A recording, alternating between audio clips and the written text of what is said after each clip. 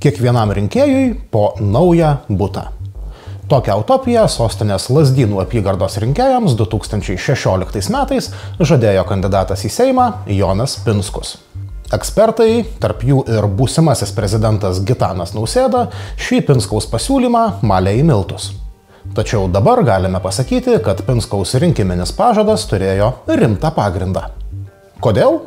Pasirodo, tais pačiais 2016 metais mažiausiai 2 žmonės apsirūpino naujos statybos būstų Vilniuje, realiai nesumokėdami nė cento.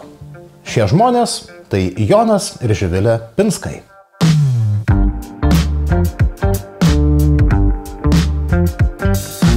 Taigi, kaip įsigyti didelį naujos statybos butą prestižinėme Vilniaus kvartale, už jį realiai nesumokant nė cento? Tam reikia vieno laikraščio, dažnai tituluojamo politinės propagandos įrankiu. Tas laikraštis, veikiantis toli nuo Vilniaus, turi įsigyti laikraščio leidybai neįtin reikalingą butą sostinėje.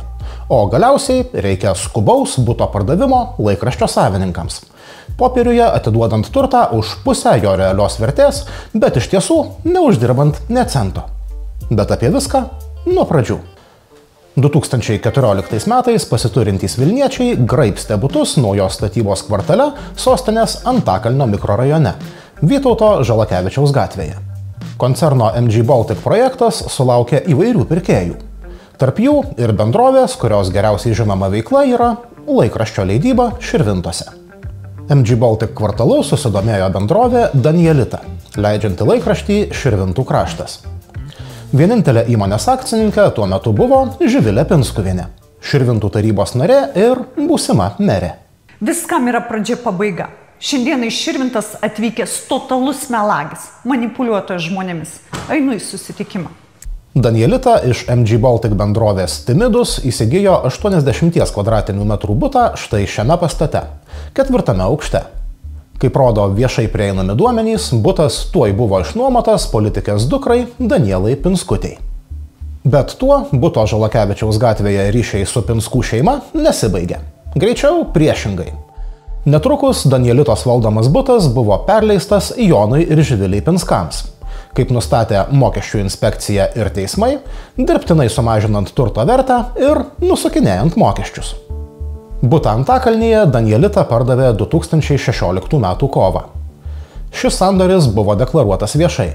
Pati Živilė Pinskuvienė 2019 metais siekdama Širvintų merės posto deklaravo, kad ji su vyru butą iš Danielitos įsigijo už 72 000 eurų.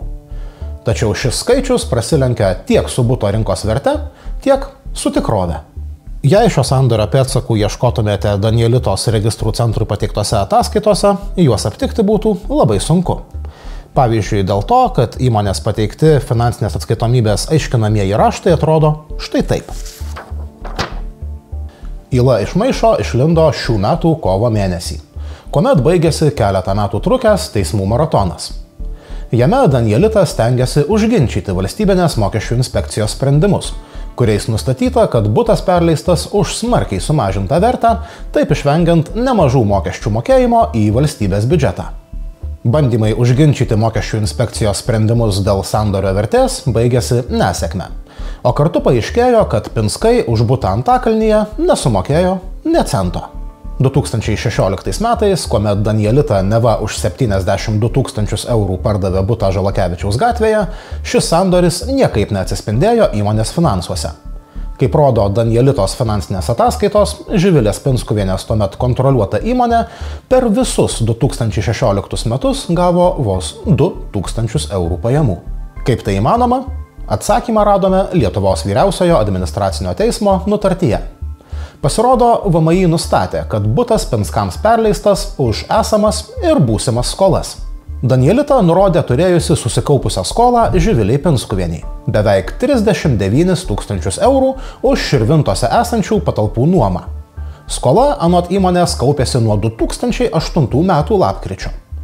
O dar 33 000 eurų apskaityti kaip avansas už būsimą tų pačių patalpų nuomą.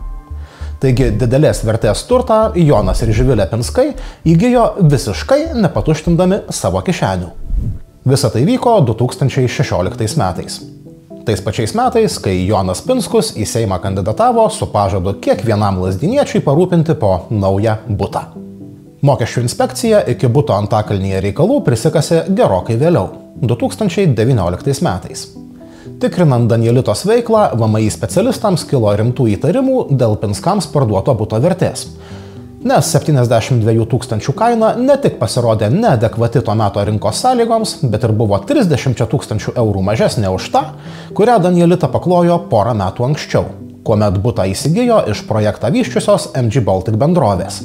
Siekdama nustatyti, kokia galėjo būti reali buto prestižiname Antakalnio kvartale kaina, mokesčių inspekcija pasitelkė profesionalius nekilnojamojo turto vertintojus. Tačiau jie savo darbo iki galo neatliko, nes, kaip nurodoma teismo nutartyje, Pinskai atsisakė juos įsileisti į butą. Visgi turto vertintojai VMI pateikė apytikrį skaičių paremtą jiems prieinamais duomenimis. Šis skaičius – 143 000 eurų. Beveik dvigubai daugiau nei siekia oficiali buto pardavimo vertė.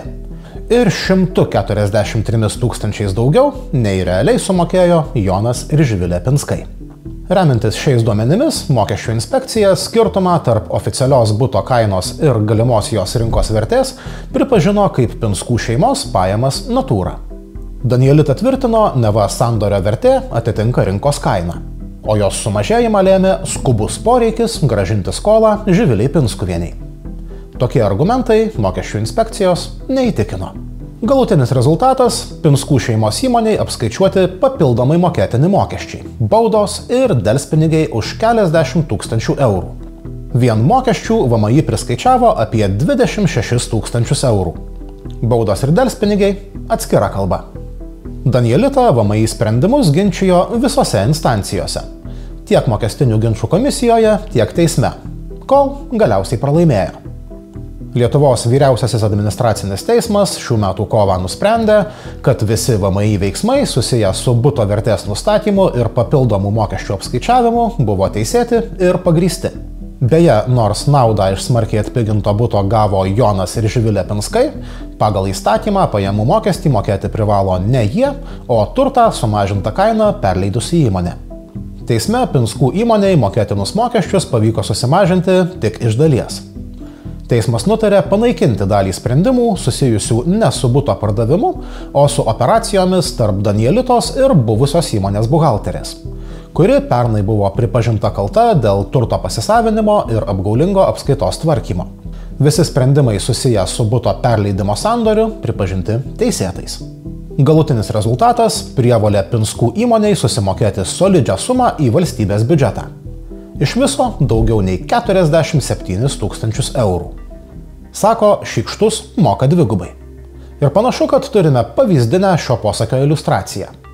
VMI pateiktais duomenimis Danielitai priskaičiuoti mokesčiai sudaro kiek daugiau nei 26 000 eurų. Beveik antrą tiek, apie 21 000 eurų įmonei teks susimokėti delspinigių ir baudų. Apie tokią teismų maratono pabaigą norėjome pasikalbėti tiek su Živilė Pinskuviene, tiek su jos vyru. Tačiau ne vienas jų į sienos skambučius neatsiliepė.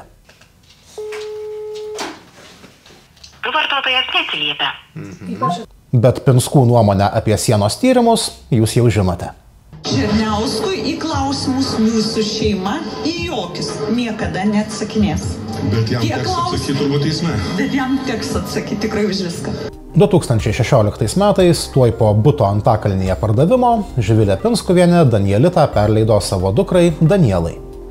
2021 metais jai padovanotas ir mokesčių inspekcijos dėmesio sulaukęs butas.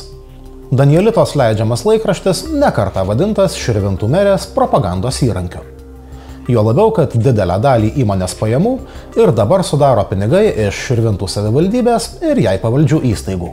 Ir panašu, kad pajamas iš Živilės Pinskuvienės valdomos savivaldybės teks derinti su neplanuotais mokesčiais, kurie įmonę užgula įsiteisėjus Lietuvos vyriausiojo administracinio teismo sprendimui. Atvirų duomenų platformos Okredo duomenimis, Danielitos mokestinė nepriemoka šiuo metu siekia apie 57 000 eurų. Visgi įmonės vadovė nusprendė nekalbėti apie buto pardavimo istoriją ir Danielitai priskaičiuotus mokesčius. Žinokit, nieko nekomentuosiu šitais klausimais. O kodėl? Nieko atsisakau, nežinau, kad atsisakau komentuoti. Bet jūs įmonės direktorė? Aš suprantu, kad įmonės direktorė, bet neatsisakau komentuoti. Papasakojame jums dar vieną istoriją, kuomet politikai bei jų verslai nusukinėja mokesčius nuo Lietuvos valstybės. Taigi, nuo mūsų visų.